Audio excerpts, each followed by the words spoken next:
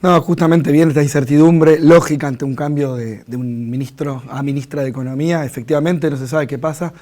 Lo primero va a ser justamente llevar esta tranquilidad, ¿no? Una buena conferencia de prensa donde se explicite un poco cuál va a ser la continuidad y diferencia con la gestión anterior. Me parece que en el tema de las continuidades va a estar la cuestión productiva y de las exportaciones, que me parece que fue como el gran acierto de la gestión, de decir, bueno, apostar a crear trabajo, a las exportaciones, y me parece que en ese sentido se entiende que Silvina Batakis sigue en esa línea, y en ese sentido tampoco se ve que haya habido una disparada del dólar o que los mercados o los empresarios mismos que ustedes veían, recién veíamos en las entrevistas previas, decían, es alguien más fin a los mercados o al fin a la producción, sobre todo, más que a los mercados. Me parece que en ese sentido, una buena conferencia de prensa donde se explicite esto, se muestre una nueva coordinación dentro del gabinete, bajar las diferencias, bajar el tono de las rencillas internas.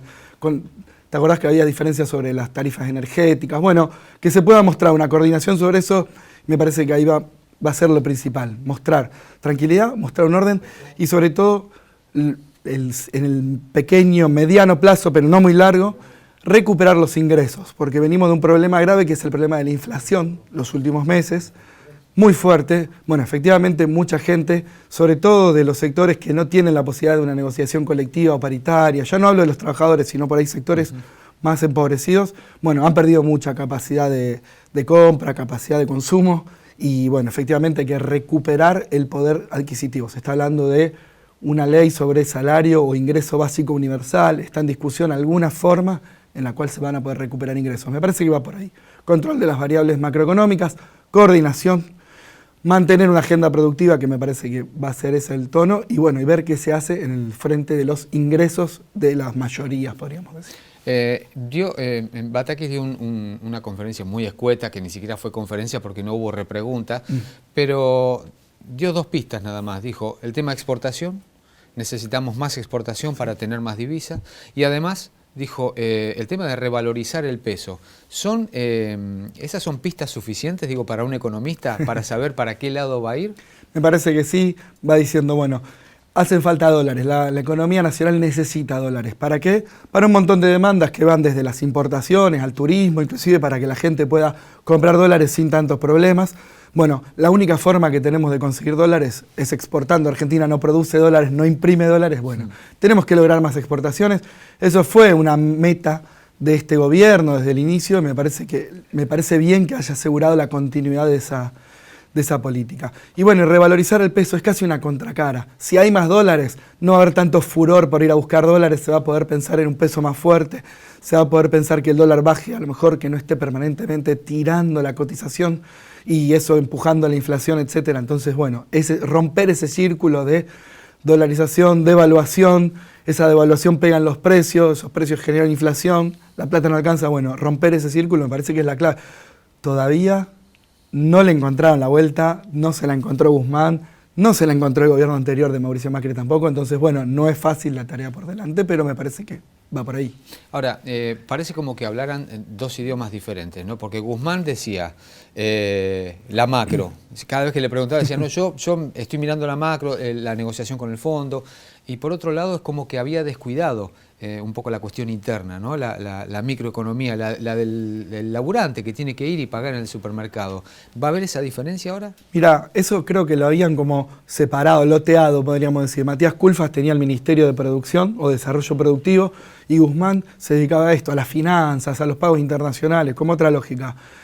Estando Silvina Batakis en consonancia con Daniel Scioli, recordemos que Silvina Batakis fue la ministra de Economía de Daniel Scioli en la provincia de Buenos Aires.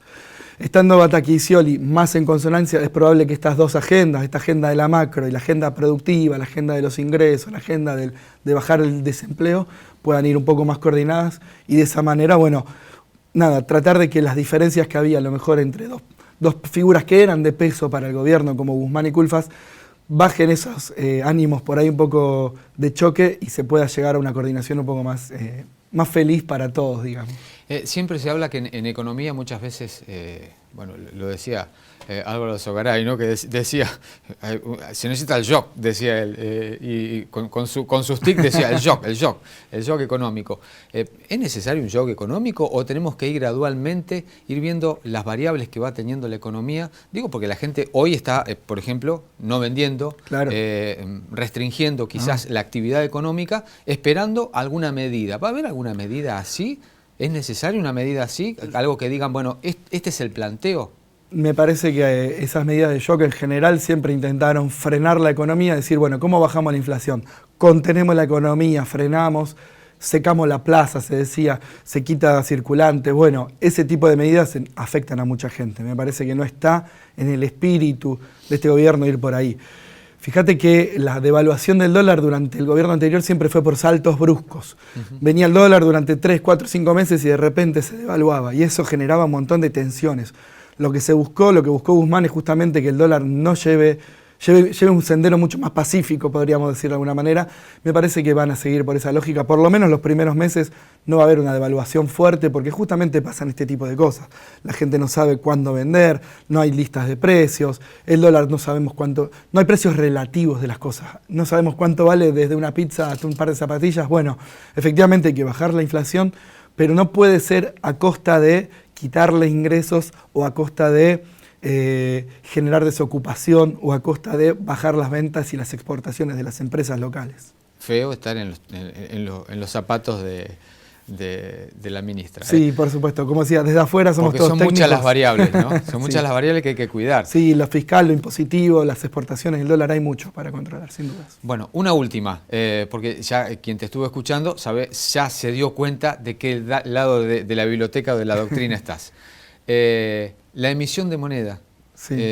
¿es un problema inflacionario? ¿Sí? ¿No? ¿Por qué?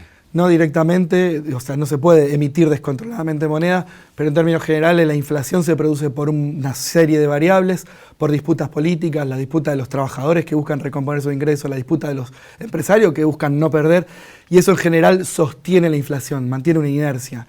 En ese sentido, lo que aparece luego es la emisión monetaria a convalidar los precios, es decir, la emisión viene después de la inflación. Pasan las dos cosas juntas, pero no la provoca una a la otra, sino la otra a la una. Me parece que hay que verlo de esa manera.